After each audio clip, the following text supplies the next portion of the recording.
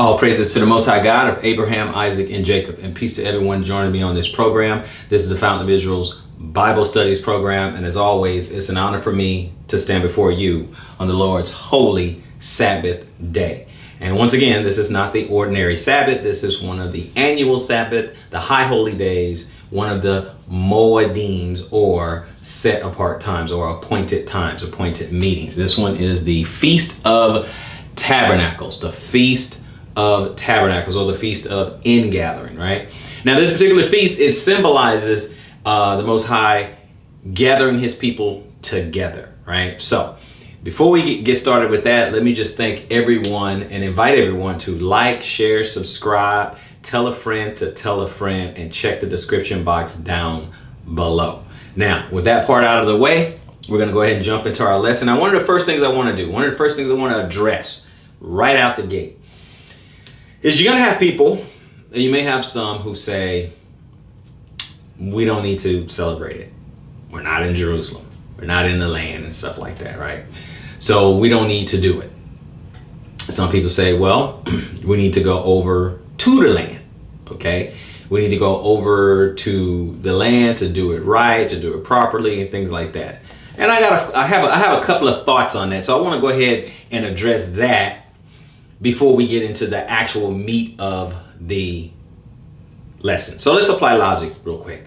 Right now, at this moment, in Jerusalem, what do we have? We have the Jewish people and we have Palestinians, and they're fighting and going back and forth over the land and who should be there and things like that, correct?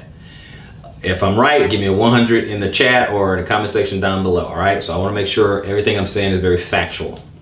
The other thing we have is we have some Israelites who go over there and are having a hard time with, citizenship or getting help, or because they don't really want them there, right? And they don't really see them as the real people, right? Just because we say we are doesn't mean that everybody else believes it, right? So they're having a lot of conflict over there, wouldn't you say? There's a lot of conflict, and so that aside, those three things aside, right? Then we have the temple itself. Is the temple ready? Can we go to the temple and worship like we once did before? No. Okay. Another thing. Do we have the Levitical priesthood or a Sanhedrin or someone who can help us do this feast? Do we make sacrifices today?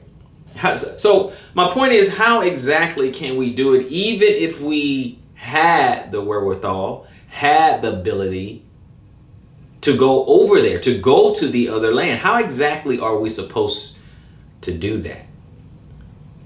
My contention is that I think the Bible spoke about that, a time where we won't be able to do that. Okay, that's perfectly sound. I mean, it is in the scripture. So I do want to go to a few scriptures that's available to us that's going to at least give us an idea that the Messiah saw it coming, or the Most High kind of saw it coming, that it was going to be like this one day, right? Besides that, and I won't turn to it this time, but if we go to Revelations 2:9 and 3:9, even that suggests that is the synagogue of Satan there now. So what would be the point of going there if it is that it is some people who say they are Jews and who are not and do lie, and it is a synagogue of Satan, Hazan, or Revelation 2:9 and Revelation 3:9. So again, what would be the point? What would be the point of you going, right? So that answers the question of, why even go over there, right? But should we worship? Should we celebrate? Because make no mistake, these feast days is about worshiping, right? Even though, we have a big feast, we eat, we make merry, all that, but it's it's worshiping the Most High. Okay, so let's not allow that to get lost, right? So with that, let me jump to 10. John chapter 4. I'm going to John chapter 4, and I'm going to start at verse 20 real quick. Okay. So you guys jot this down in there. But let's go to John 4 And I'm going to start at verse 20. And I'm going to read out of the scriptures on this one. And some of the other lesson I'll read out of King James. But verse 20, it says, our fathers worship on this mountain, but you people say that in Jerusalem is the place where one needs to worship. He's going to say, so that's what the lady, you know, the woman at the well and all that. Okay, you say, you people, the Jews, you say that we need to worship in Jerusalem. What did Yeshua say? He said, Yeshua said unto her, woman, believe me, the hour is coming when ye shall neither on this mountain nor in Jerusalem, okay, nor in Jerusalem worship the Father. Neither in this mountain where they were right now or in Jerusalem, right? You worship what you do not know. We worship what we know because the deliverance is of the Yahudim, okay? The deliverance is of the Yahudim, okay? Is of Judah, is of the Jews, right? But it's talking about all Israel. At this time, you know, the kingdom split and now they refer to himself as, you know, Judah. 23, but the hour is coming and now is when the true worshipers shall worship the Father in spirit and truth, for the Father also does seek such to worship him. So that's what that's what we're doing. That's what we're doing. Okay, so quickly, I can tell you right now, quickly, some butter muffin will come along and just say, hey, you don't have to do this and you don't worry about it. Well, I mean, even the Messiah is saying that this is not gonna, it's gonna be a time where where the Father's gonna be looking for people who worship in the spirit and in truth, not in the mountain and not in Jerusalem, right? There's gonna be a time. Now we know at the end of it all, you know, Jerusalem will be restored, the kingdom will be established, you know, come on earth and all that. We know that. And then people will, all nations will flow onto the mountain of the Lord and worship and all. We know that. But he said there will be a time.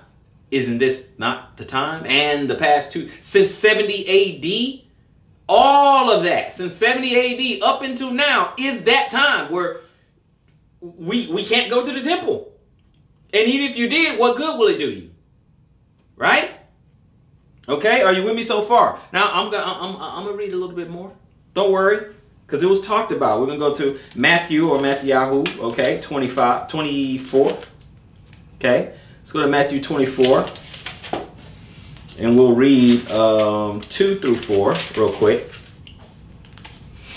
All right, what does he say? And Yeshua said unto them, do you not see all these? Truly, I say to you, not one stone shall be left here upon another at all, which shall not be thrown down. And as he sat on the Mount of Olives, the taught ones came to him separately, saying, say to us, when shall this be?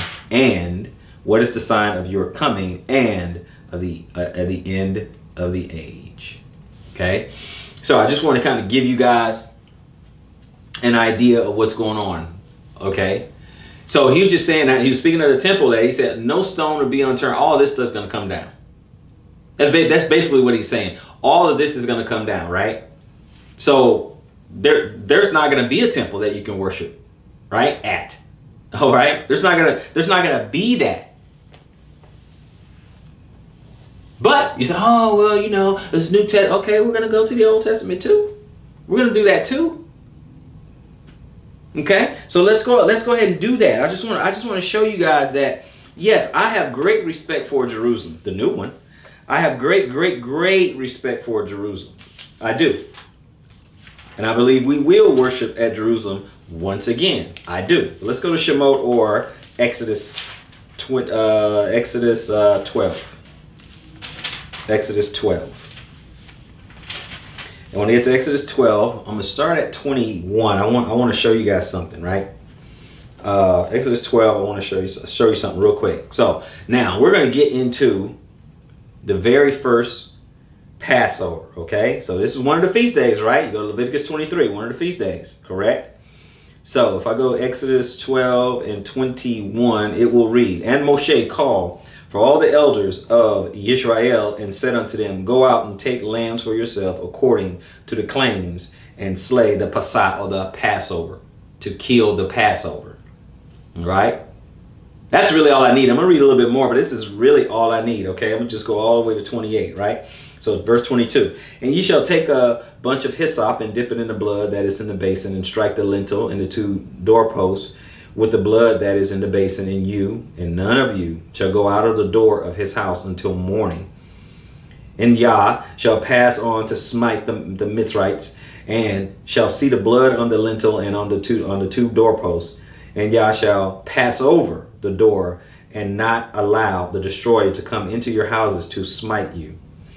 And ye shall guard his word as a law for you and your sons forever. And it shall be when you come to the land which Yah gives you, as he promised, that ye shall guard his service. And it shall be when your children say to you, what does this service mean to you? Then ye shall say, it is the Passah slaughtering of Yah, right? The Passover, right? Who passed over the houses of the children of Israel in Mizraim when he smote the Mitzrites and delivered our households. Okay, talking about Egyptians, right? And the people bowed their head and did obeisance. And the children of Israel went away and did so as Yah had commanded Moshe and Aaron. So they did. Okay, so I'm pointing this out because this is the first Passover and it is in Mitzrayim, or it's in Egypt. Okay, so the first one was done in Egypt. Okay, so not in Jerusalem, not in the land. Okay, it just wasn't there. Okay, it wasn't there. But we're gonna do one other thing, right? That was the first one. Now watch this. Now they started doing it. You're gonna do it as a statute forever, I mean, year to year, every time, right? At the appointed time. Well, of course, we can go to Leviticus and we can see that it was done each time, right? But I'm not gonna even do that. We could, but I'm not gonna do that. You guys know Leviticus 23 is there. You know that. So what we're gonna do is we're gonna just go to Numbers real quick. Gonna go to Numbers 14. Numbers 14. All right, and I'm gonna start when I get to Numbers, or Bar Mikvah. Numbers, let's see here, 14, and I'm gonna start at 26. Start at verse 26, which reads, and Yah spoke to Moshe and to Aaron, saying, how long shall this evil generation have this grumbling against me? I've heard the grumblings with the children of Israel are grumbling against me. Say unto them, as I live, declares Yah, as you have spoken in my hearing, so I do to you. The carcasses of you who have grumbled against me are going to fall in this wilderness. All of you who were registered according to your entire number, from 20 years old and above. None of you except Caleb, son of Yephuneh, and Yehoshua, son of Nun, shall enter the land which I swore I would make you dwell in. But the little ones whom you said would become a prey, I shall bring in, and they shall know the land which you have rejected. Okay? So, he's giving this to them. From 20, where did I start? Right here. Right? So, I started that one. That was over in 26. Let me back up to 21. 21. But truly, as I live, and all the earth is filled with the esteem of Yah, for none of these men have seen my esteem and the signs which I did in Mizraim and in the wilderness, and have tried me now these 10 times, and have disobeyed my voice, shall see the land of which I swore to their fathers, nor any of those who scorn me see it. But my servant Caleb, because he has a different spirit in him and has followed me completely, I shall bring into the land where he went, and his seed shall inherit it. Since the Amalekites and the Canaanites and the dwelling in the valley turn back tomorrow and set out into the wilderness by the way of the Sea of Reeds. Okay, so I wanted to get back in there to show you over here in Numbers how long, like when it started, right? When they start having these issues, right? Now let me jump back up. I wanted to start. I backed up to 21 just to give you a little bit more context, but now I'm going to go ahead and jump back forward, okay, to 33. Here you go. 33, it says, and your sons shall be wanderers in the wilderness, what? 40 years. Now Leviticus, last time we checked, we can look at Leviticus and we see where the feast days are laid out. We go back to Exodus, which is before also, where we can see the first Passover, right? And then you go to Leviticus and you see that they're supposed to be doing this year to year. Now, keep that in mind, year to year. So now here it says, okay, you're going to be in the wilderness. Okay? It says, and your sons shall be wanderers in the wilderness 40 years, and shall bear your whorings until your carcasses are consumed in the wilderness, according to the number of the days in which you spied out the land. 40 days, a day for a year, a day for a year. You are to bear your crookedness 40 years, and you shall know my breaking off. Okay? You shall know my breaking off. I am Yah, I have spoken. I shall do this to all this evil congregation who are meeting against me. In this wilderness they are consumed, and there they die. And the men whom Moshe sent to spy out on the land, who returned and made all the congregation grumble against him by bringing an evil report of the land, even those men who brought the evil report about the land died by the plague before Yah. Of those men who went to spy out the land, only Yehoshua, son of Nun, and Caleb, son of Yephuneh, remained alive. And when Moshe spoke these words to all the children of Israel, the people mourned greatly. And they rose up early in the morning and went up to the top of the mountain, saying, see, we have indeed sinned, but we shall go up to the place which Yah had spoken of. Okay, so I wanted to read this. So my point is this. The feast days were set, and even after they were set, they were expected to keep them year to year, and they dwelled in the wilderness 40 years. So they couldn't really, they didn't do it. They kept it, but they didn't do it in Jerusalem. At this point, they hadn't even made it there yet. They haven't even made it there yet. They don't make it there until Joshua, right? Okay, so they didn't make it as to Joshua, so we saw that over there. So speaking of Joshua, we're going to go ahead and go up to Joshua, Yehoshua, right? Let's go there first, real quick. I just want to show you guys something real quick, and then we'll kind of get into the lesson. We'll get into the meat of the lesson. We're just answering the people like, should we do it? Is that even necessary? Or what? I'm encouraging you to do it. I'm encouraging you to keep the feast. Like Paul said, therefore let us keep the feast. All right?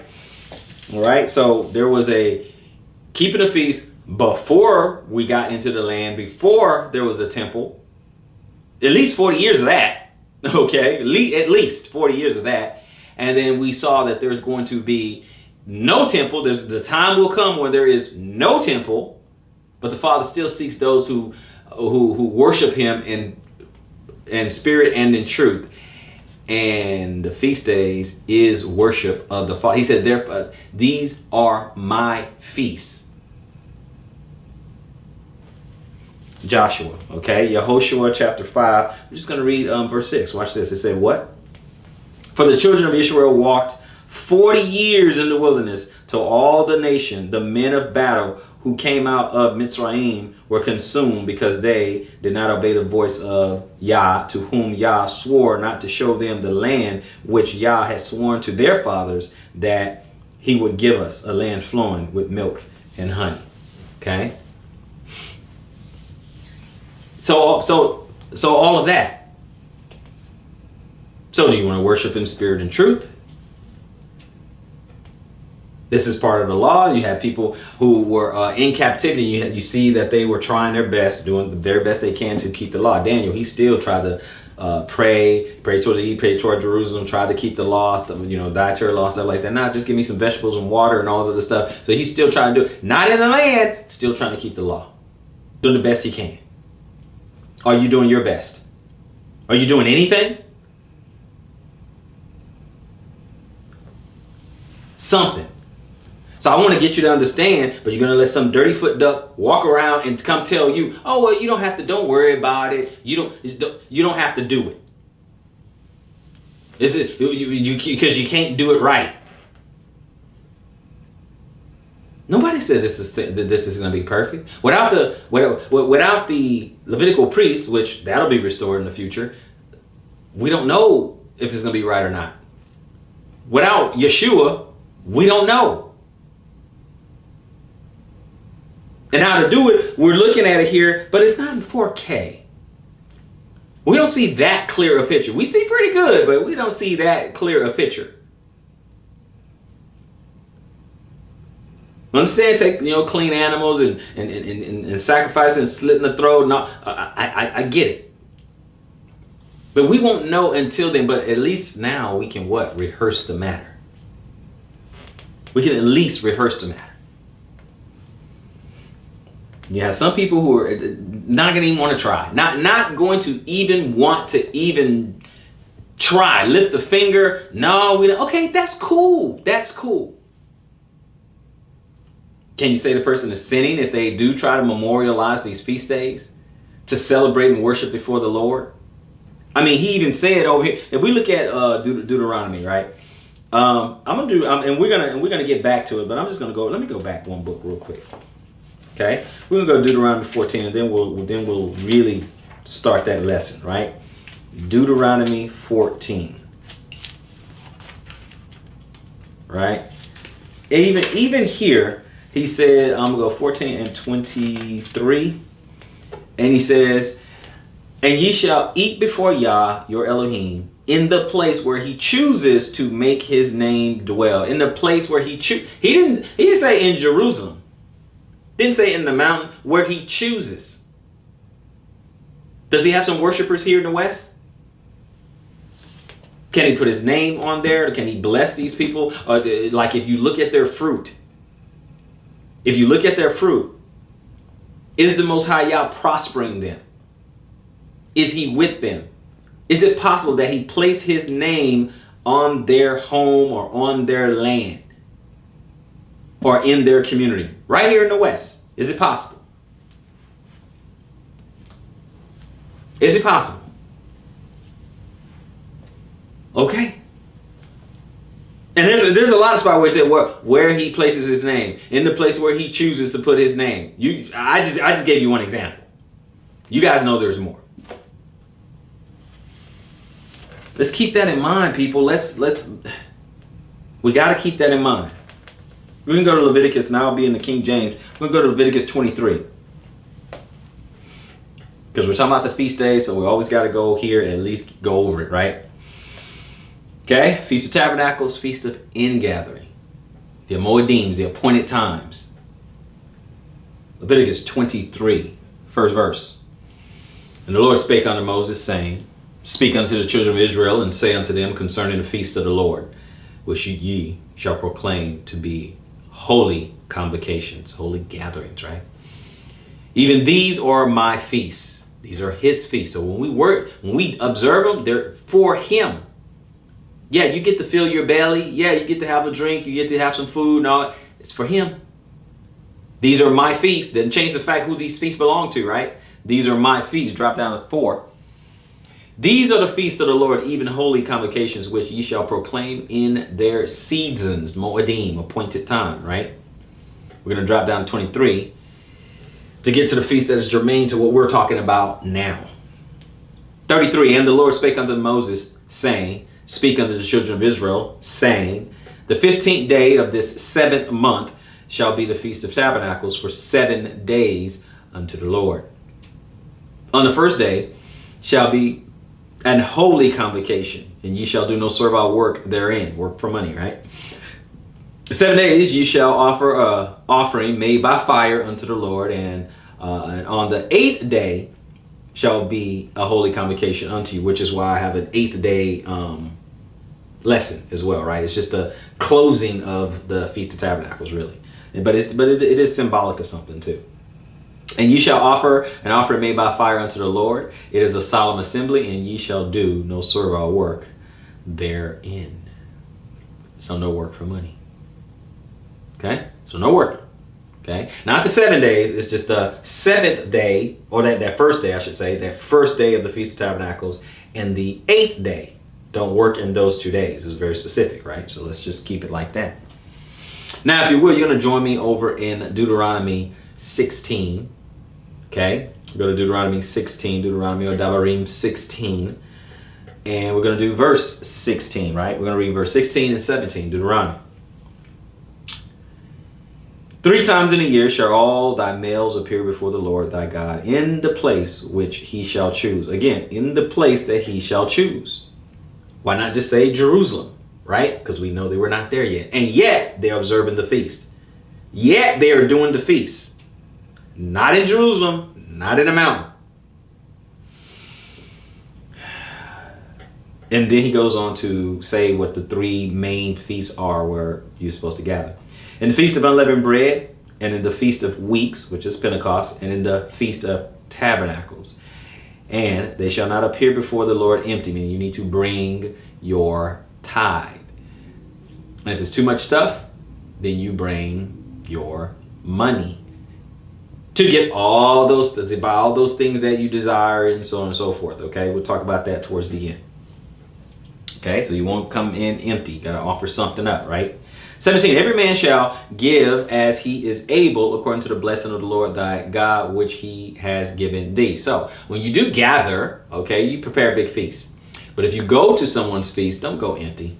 Go in there with something. Think of it as potluck. Ask what do they need? Okay, you need to make some dishes, or you need to pitch in, because it's for everybody. You're going to eat. You and your family, you're going to eat, and so you want to bring something as well. Okay. Like we do in our modern day, what? It's the cookout, right? So don't come empty-handed. Put it together, okay? This is where all these cookouts and these feasts and all this is where it comes from right here. Israel been doing this, okay? Israel been doing this. To do this on a normal basis, they were doing it every year, okay? So let's go on over to Exodus 23, okay? All right, still wait. Before they even ever got into the land. Okay. Exodus 23. And I'm going to start at 14. And it says what? 3 times thou shalt keep a feast unto me in the year. Okay. Thou shalt keep the feast of unleavened bread. Thou shalt eat unleavened bread 7 days as I command thee, in the time appointed of the month of Abib. For in it thou camest out from Egypt, and none shall appear before me empty. Bring something to the table. What do you bring to the table? Right? 16. And the feast of harvests, the first fruit of thy labors, like the feast of weeks, which thou hast sown in the field, and the feast of ingathering, the feast of tabernacles, right?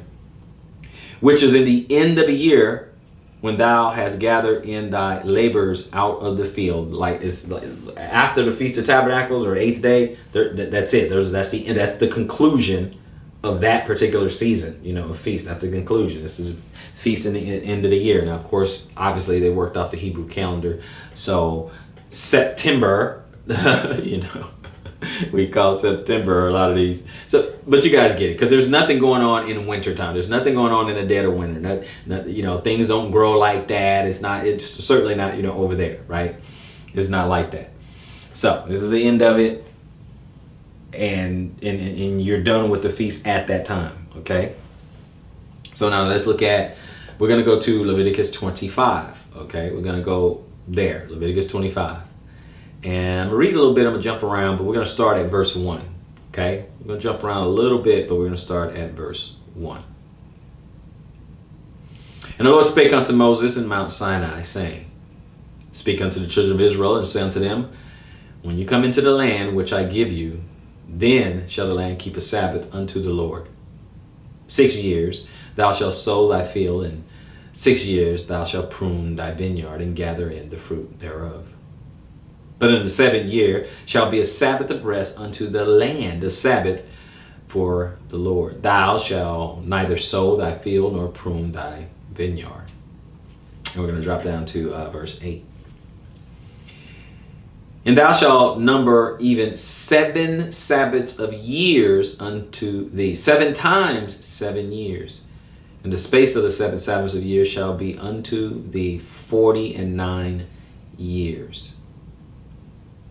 Then shalt thou cause the trumpet of the Jubilee to sound on the 10th day of the 7th month. In the day of atonement shall ye make the trumpet sound throughout all the land.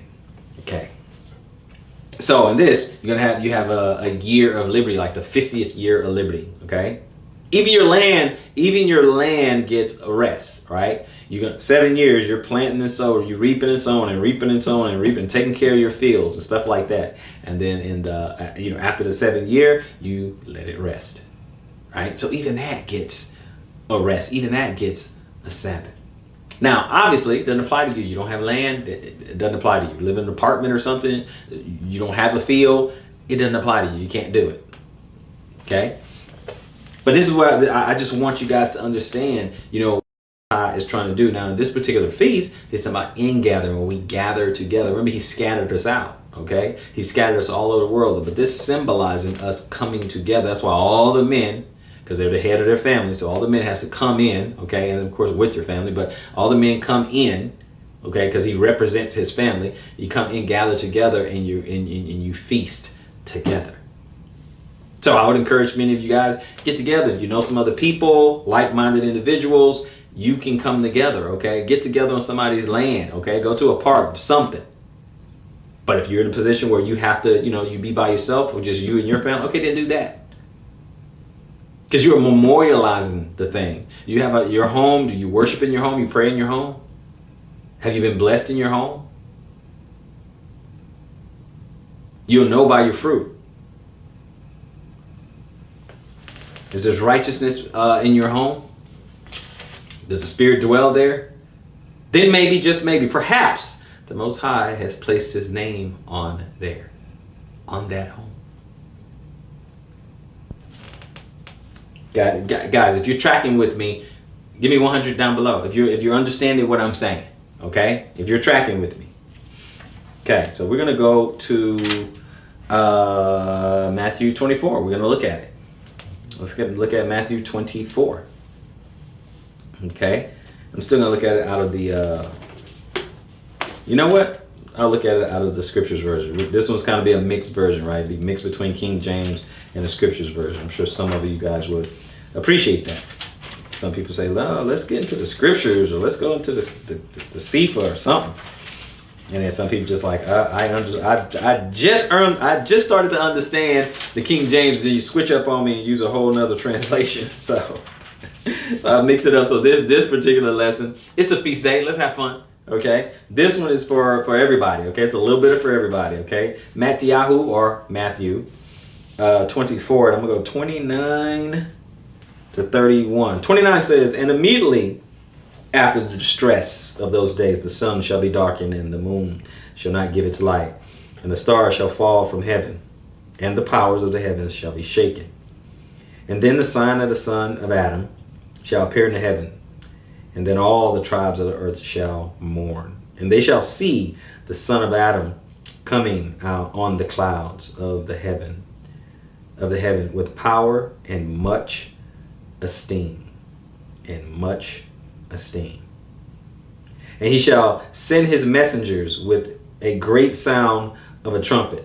And they shall gather together his chosen ones from the four winds, from one end of the heavens to the other." He shall gather his chosen ones. Okay? 13. So let me look at something real quick. He's going to gather together his chosen ones. Are you guys getting it? Are you guys understanding that? See, that, I don't want you guys to, it's the ingathering. And I don't want anyone to miss that.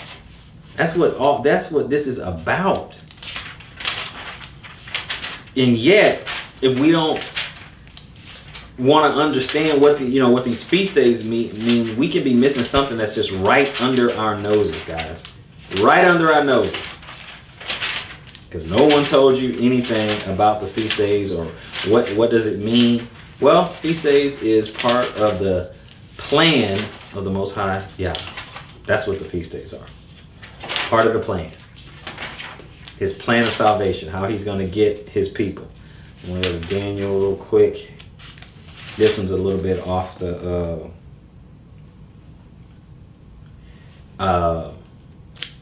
let's see here.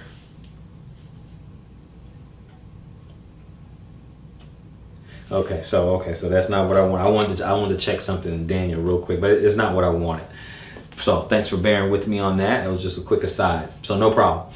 But we are going to go to Isaiah 27. Isaiah 27, and we're going to read 12 and 13, okay? Because we're talking about he's going to gather his elect from the four winds, meaning all over the world, all directions, right? All over the world, right? He's going to gather them. They were literally scattered. Guess what? They're going to get literally gathered back up. We're going to be dwelling in the kingdom. This is what this is all about. Isaiah 27, 12 and 13. It says, and it shall come to pass in that day, the Lord shall beat off from the channel of the river unto the stream of Egypt. And ye shall be gathered one by one, O ye children of Israel. He's going to gather them for the four winds all over the world, right? And it shall come to pass in that day that the great trumpet shall be blown, and they shall come which were ready to perish in the land of Assyria and outcast of the land of Egypt, and shall worship the Lord in the holy mountain of Jerusalem. Okay, so that day is coming, right? So there was a day where they were not going to do it, but then there's a day where he's going to gather them back together, and then they will be doing it, right? Is it all lining up? Okay, are we understanding? Is it all lining up? Okay. So let's look at something else here. Let's go to 1 Thessalonians, right? 1 Thessalonians, we're going to go to chapter 4. Okay. Hopefully this is all starting to line up. It's starting to make sense to you. Okay. 1 Thessalonians chapter 4 and 14. For if we believe that Jesus, or Yeshua, died and rose again, even so them also which slept in Jesus will God bring with him. For this we say unto you by the word of the Lord, that we which are alive and remain unto the coming of the Lord shall not prevent them or go before them which are asleep. For the Lord himself shall descend from the heaven with a shout, with the voice of an archangel, with the trump of God. And the dead in Christ shall rise first. Then we which are alive and remain shall be caught up together with them in the clouds to meet the Lord in the air. And so shall we ever be with the Lord. So shall we ever be with the Lord. So that's how we're going to get gathered up, right? Now, some of us, some are already in the dust of the earth, are already asleep, as Paul would put it, already asleep. And they're waiting to hear his voice. Because some will come out of the dust of the earth and you'll hear his voice, Daniel. You'll hear his voice and they'll come up and they'll ascend up, changed, glorified body, with the Messiah. Come up, changed with the Messiah. And of those who are alive at his coming, they'll just change and then rise up. And so we will forever be with him. Where's it going? Where's it going? I mean, that's a fair question, right? Would you agree? That's fair. Let's go to Zechariah 14. We go to Zechariah 14. What do we have here? We're going to start at verse 1. Behold, the day of the Lord cometh, and thy spoil shall be divided in the midst of thee. For I will gather all nations between Jerusalem to battle, and the city shall be taken, and the houses rifled, and the women ravished, and half of the city shall go forth into captivity, and the residue of the people shall not be cut off from the city. Then shall the Lord go forth and fight against those nations, as when he fought in the day of battle. And his feet shall stand in that day upon the Mount of Olives. Where's that? Which is before Jerusalem on the east. Oh, that's pretty precise. And the Mount of Olives shall cleave in the midst thereof toward the east and toward the west. And there shall be a very great valley. And half of the mountain shall remove toward the north, and half of it toward the south. And ye shall flee to the valley of the mountains, for the valley of the mountains shall reach unto Azal. Yea, ye shall flee, like as ye fled from before the earthquake in the days of Uzziah, king of Judah. And the Lord my God shall come, and all the saints with thee, with them, will be with him. Okay? And it shall come to pass in that day, that the light shall not be clear nor dark, but it shall be one day which shall be known to the Lord, not day nor night. But it shall come to pass that at evening time it shall be light. And it shall be in that day that living waters shall go out from Jerusalem, half of them toward the former sea, and half of them toward the hinder sea. In summer and in winter shall it be. And the Lord shall be king over all the earth. In that day shall there be one Lord, and his name one. So we know where he's going. We know where his feet will stand. We know that the saints will be with him. We know that his angels or messengers will gather people from all over the world and set them in the land which he promised to Abraham, Isaac, and Jacob. These are the things we can read for ourselves. We see this ourselves. Amen. This is why it's critically important for us to understand these things. That way we have a holistic picture. We have a picture of what is going on, so that we have a hope. See, things like this gives a reason for the hope that is within you. This is how you have that reason. You know what you live for. You live for something bigger than you. You live for something that is beyond you. You move yourself from being carnal and being short-sighted to, beyond me, beyond this day, beyond this realm, beyond this life, there's something else coming. There's something else happening behind the scenes right now. Something is being prepared right now. Something going on in the heavens right now. Something is taking place. And all I have to do is decide whose side I want to be on. And how do I do that? Obeisance, worship, covenant. Don't let someone take that away from you. Because the day is coming that's the only thing that's going to save you. That's the only way you're going to secure your salvation. And they may come where you have to perhaps maybe even deny that which you serve.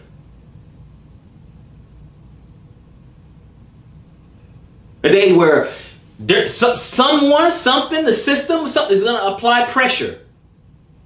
Will you be able to stand?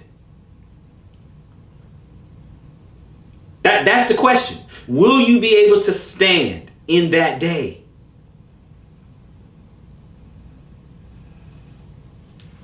You and I, we have to have the courage of our convictions, brothers and sisters.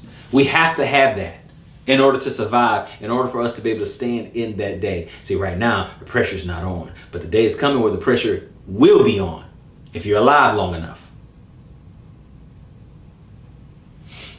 Let's keep it going. Revelation 15. Revelation 15. We're going to start over at verse 1. And I saw another sign in heaven, great and marvelous, 7 angels having the 7 last plagues. For in them is filled up with the wrath of God.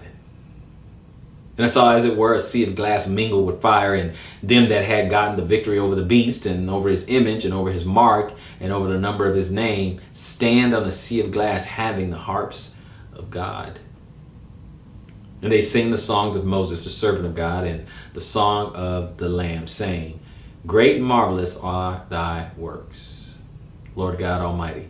Just and true are thy ways, thou King of saints. Who shall not fear thee, O Lord, and glorify thy name? For thou only art holy, for all nations shall come and worship before thee, for thy judgments are made manifest. For all these people will come and worship before thee. So we know where he is.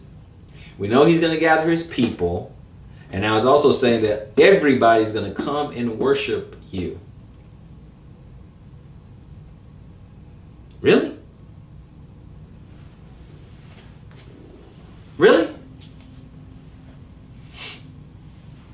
But, hey, brothers and sisters, we better figure this thing out. Because the day is coming. It is coming. I was speaking about, I just spoke about, the world, a system or something that is going to apply pressure.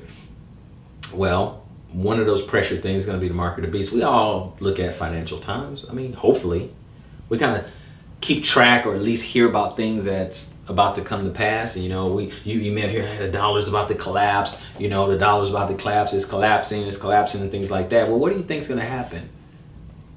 Because you already have the BRICS nations already deciding, okay, well, we don't want the dollar. They're going to dump the dollar. You got to understand the dollar is the world reserve currency at present. And you have the BRICS nation, okay?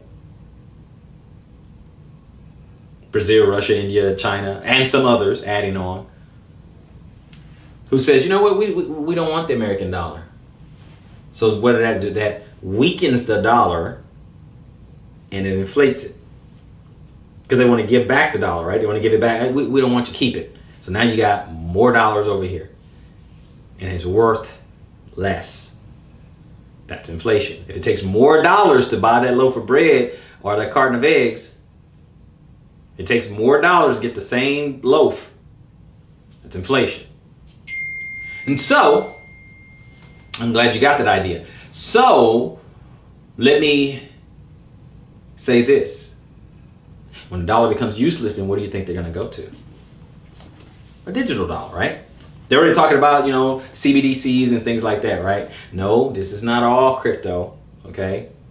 But I'm talking about CBDC's government, okay? Government backed, right? Which means it's digital, which means they know everything about it, which means they know when it goes in your account, which means they know how much you have and what you spent it on.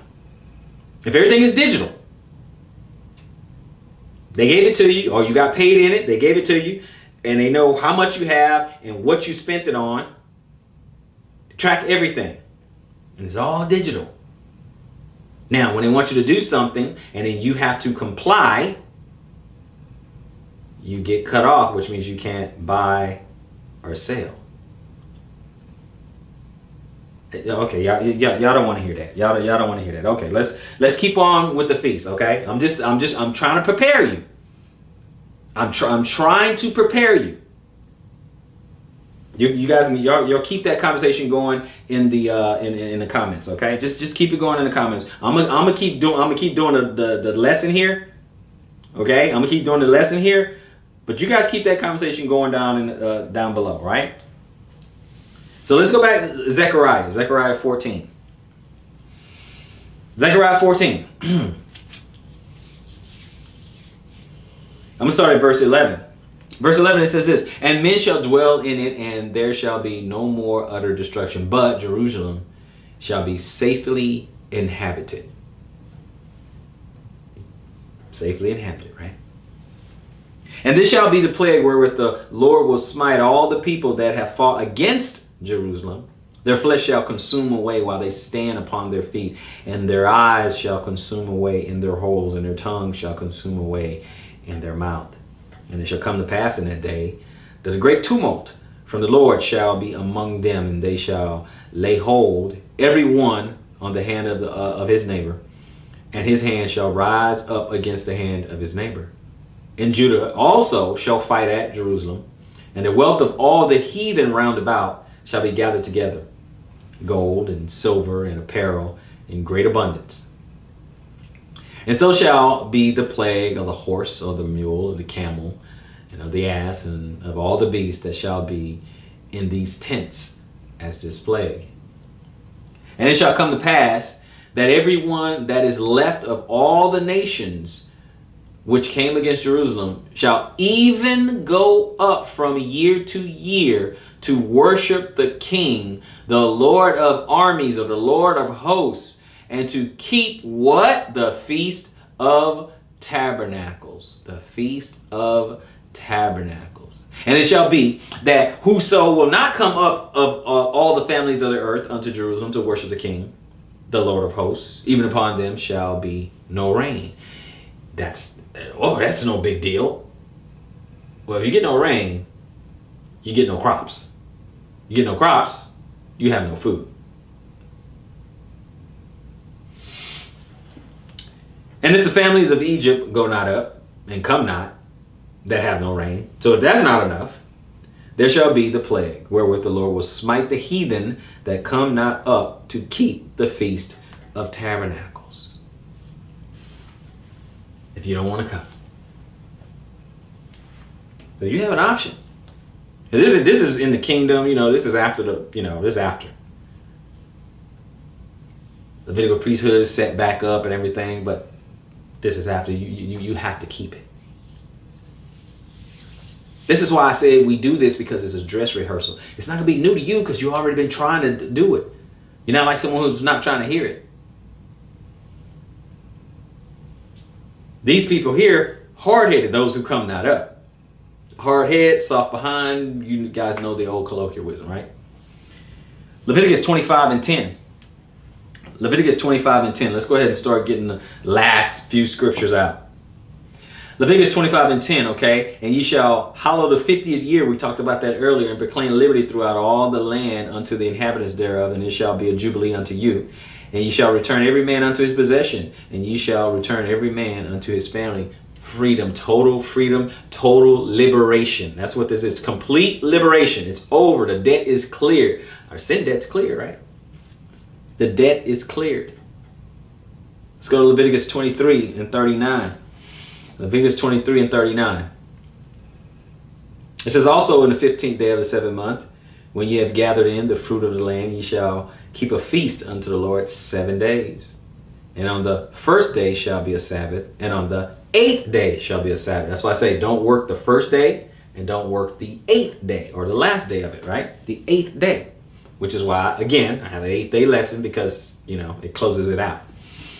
And he shall take you on the first day the boughs of goodly trees and branches of palm trees and boughs of thick trees and willows of the brook, and ye shall rejoice before the Lord your God 7 days. Now, some people go to other people's house and they'll set up a tent or something like that, but you have some butter muffin, dirty foot duck come in and be like, well, nope, you got to do it like this. You got to get the boughs of thick trees and the willows of the brook. Okay, you got to get the palm trees. You got to get all the branches and all. I'm like, you can't please everybody. You just can't. Ignore these people. That's all I can. Just ignore these people. If you go somebody's land or whatever, or someone's backyard or whatever, just set up a tent if you want to. If you want to set up a tent, fine. If you want to go get some palm trees and boughs of thick trees and the willows of the brook, if you want to do that, knock yourself out. Okay? Knock yourself out. Nehemiah 8. Nehemiah 8. I'm going to start at 14. Nehemiah 8, I'm going to start at 14. And they found written in the law, which the Lord had commanded by Moses, that the children of Israel should dwell in booths in the feast of the 7th month. And they shall, and that they should publish and proclaim in all their cities and in Jerusalem, saying, go forth unto the mount and fetch olive branches and pine branches and myrtle branches and palm branches and branches of thick trees to make booths, or tents, right? As it is written. So the people went forth and brought them and made themselves booths, every one upon the roof of his house. So if you're in a house, sleep in the backyard. Get a tent, sleep in the backyard, right? On the roof of his house, and in their courts. Or let me just say, on the roof of his house. A lot of people, you can't do that because you have these slanted roofs and stuff like that. But I'm just saying, some people are so literal that they're gonna be like, no, brother, it says be on your rooftops. Okay, the houses back then and houses right now, completely different design, but fine. Okay, fine. Let's see here. We're in 16, the middle of 16. Okay, right here it said, went forth and brought them, made themselves booths, everyone upon the roof's house, and in their courts. There's your yard, and in the courts of the house of God, and in the streets of the Watergate. There you go. There's your yard, your backyard, front yard, or whatever, and in the streets of the gates of Ephraim. So there you go. And all the congregation of them that were come again out of the captivity made booths and sat under the booths. For since the days of Yeshua the son of Nun, unto that day had not the children of Israel done so. And there was very great gladness. They're happy to get back to what they know they should be doing, right? They're happy to get back to that. Okay. 18. Also, day by day, from the first day unto the last day, he read in the book of the law of God. And they kept the feast 7 days. And on the 8th day was a solemn assembly according unto the manner, or like they're supposed to do. Okay? And every day you read the book. So I will start this for you, men. I'm talking to the men. I will start this for you and I will end it for you with these lessons, right?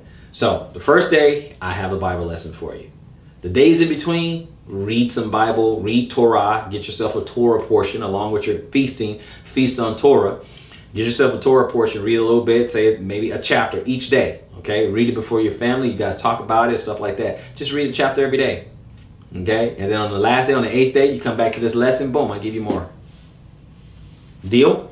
Deal? We shake on it? All right, let's do that, gentlemen. All right, so let's go 2 Peter. So we're talking about tabernacle. There's a dual meaning in all this, right? 2 Peter 1. Okay, we'll start at 13. 2 Peter 1, start at 13. 13 through 15. 13 says, Yea, I think it meet, as long as I am in this tabernacle, speaking of his body, to stir you up by putting you in remembrance, knowing that shortly I must put off this tabernacle, even as our Lord Jesus Christ has showed me. Moreover, I will endeavor that ye may be able after my decease to have these things always in remembrance. Okay, so I'm using this to tell you I'm putting the feast days in remembrance of you. You, gentlemen, learn it, practice it, and teach your family. Okay, so I'm keeping this in remembrance of you. I want you to keep that. Also, your whole the tabernacle. This body is our tabernacle. It's the only one we have right now. But this is our tabernacle. And we need to keep that as holy as possible. Now, how do you keep this tabernacle holy? Dietary law. 2 Corinthians 5. 2 Corinthians 5, 1 through 4. 1 says this, For we know that if our earthly house of this tabernacle were dissolved, we have a building of God, an house not made with hands, eternal in the heavens, an immortal body. For in this we groan, earnestly designed to be clothed upon with our house, which is from heaven, our immortality, right? If so be that being clothed, we shall not be found naked. Nice, righteous, immortal body. For we that are in this tabernacle do groan, being burdened, not for that we would be unclothed, but clothed upon, that mortality might be swallowed up of life, that mortality might be swallowed up with immortality, that we might be immortal, that we can put off this tabernacle and get that heavenly tabernacle, trade in this terrestrial body for a celestial one. That is to say, an immortal one.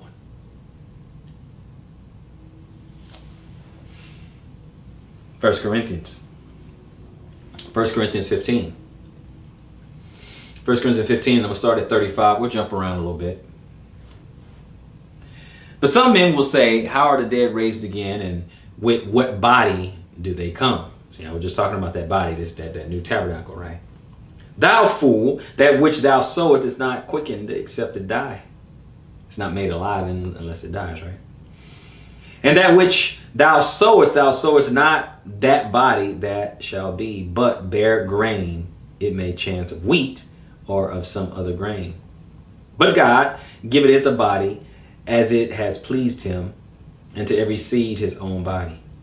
All flesh is not the same flesh, but there is one kind of flesh of men, another flesh of beasts, another of fishes, another of birds.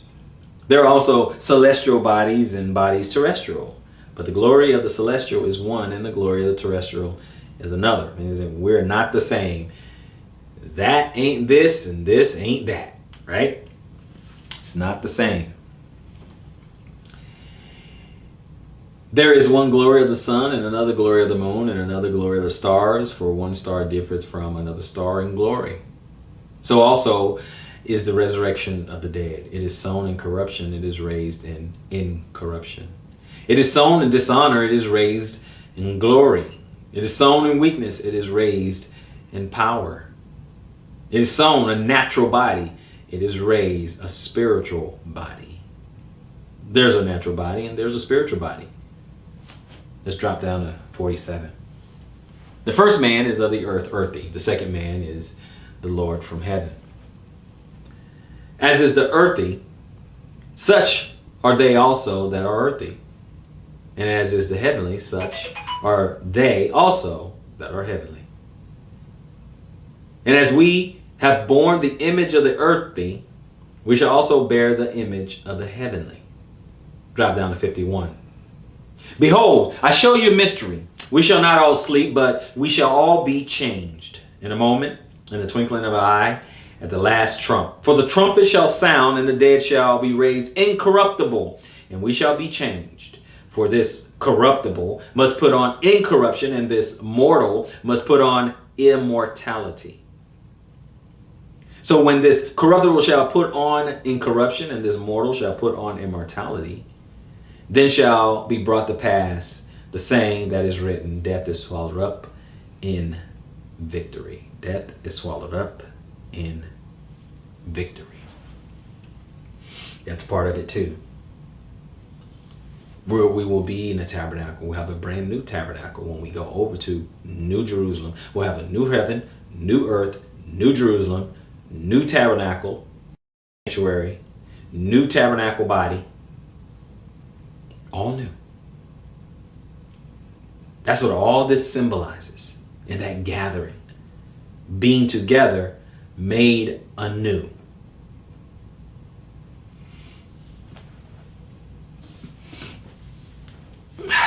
Okay. Your homework assignment. Talking about dwelling in booths and understanding that all we have, in this whole creation, right? All we have is this finite time. Okay? This finite time. 7 is complete. It's complete. It's it. It's done. 8 is eternity. Right? Obviously, there's some who believe that we're on a rather young earth, right? Rather young earth. I know not everyone believe it. I know. Relax. Relax. Let me just make the point. It says like 6,000 years, right? And that's pretty much almost up, right? Then the 7,000 years is almost up as far as man and things like that. And we're going to close it out because that's all that. That's why we have the 6 days you're going to work, 6 days you work, 7 is going to be a rest. 6,000 years of history on the 7,000, that 1,000-year millennial reign, that is the kingdom and all that. That's different. Then of course the 8th day, that's eternity, right? I'm just making a point here. So read Leviticus 23, 41 through 43, right? Read that. I want you guys to understand that. Read that. And I also want you to read Leviticus 23 and 3. Okay? Because it said 6 days should work be done, but the 7th is the Sabbath of rest, right? Meaning that's all we got. That's all you got, right? And it's repeated over and over and over to kind of give us an understanding. That's all you got. We don't have this infinite time. Not in this fleshly tabernacle. Now let's look at how we keep the feast, right? Let's get an example of how we keep the feast. We're going to go to Deuteronomy 14 and close it out. What do we do? What do I do? Okay, no problem. Let's look at it. Okay. Deuteronomy 14, we're going to start at 22. Thou shalt truly tithe all the increase of thy seed, that the field bring it forth year by year. Okay. Now, obviously, the tithe is originally your crops and animals and things like that, right? But that's how wealth was measured, right? When you start getting into shekels and silvers, that's how wealth is transferred. Okay. 23. And thou shalt eat before the Lord thy God in the place which he shall choose to place his name. There we go. I told you we get back to this. In the place that he shall choose his name. Okay, to place his name there. The tithe of thy corn and of thy wine and of thy oil and the firstlings of thy herd and of thy flocks, that thou mayest learn to fear the Lord thy God always, right? This is your wealth, right? All this, right? And if the way be too long for thee, so that thou art not able to carry it, or if the place, why not just simply say Jerusalem, right? They hadn't made it there yet, okay? Or if the place be too far for thee, which the Lord thy God shall choose to set his name there, once again, when the Lord thy God has blessed thee, then shalt thou turn it into money, and bind up the money in thine hand, and shall go unto the place which the Lord thy God shall choose. Again, shall choose. And thou shalt bestow that money for whatsoever thy soul lusted after. Whatever you desire, right? Nothing wrong with lust. It depends. For oxen, because lust just means desire, guys. For oxen, or for sheep, or for wine, or for strong drink, or for whatsoever thy soul desired. And thou shalt eat there before the Lord thy God, and thou shalt rejoice, be happy, thou and thine household, all of you, everybody. So there you have it, brothers and sisters. You have the Feast of Tabernacles, what it means. That he's going to gather us up from the four winds, gather us up from all over the earth. We answered the question, okay, should we be doing it now? I submit to you that I think we should. It's a memorial anyway. I even gave the reasoning that for at least 40 years they didn't do it, and there was a time that they were not in the land. They were nowhere in the land. Then of course that was captivity to captivity. They didn't do it. Then when they were free again, they were able to do it again. And then the Messiah said, "There's gonna be a time where you ain't gonna be able to do it. You ain't worship him here in this mountain. You're not gonna worship him in Jerusalem, because he's gonna be looking for some people who are going to worship him in spirit and in truth." So I gave you plenty of reason. But it's up to you. I can't go to your house and check and all that. I can't do that. All I can do is give you what thus says the Lord. And we go from there. I hope somebody has been edified. I hope you guys have been blessed with this lesson. I hope you guys get an understanding of what these feast days actually mean.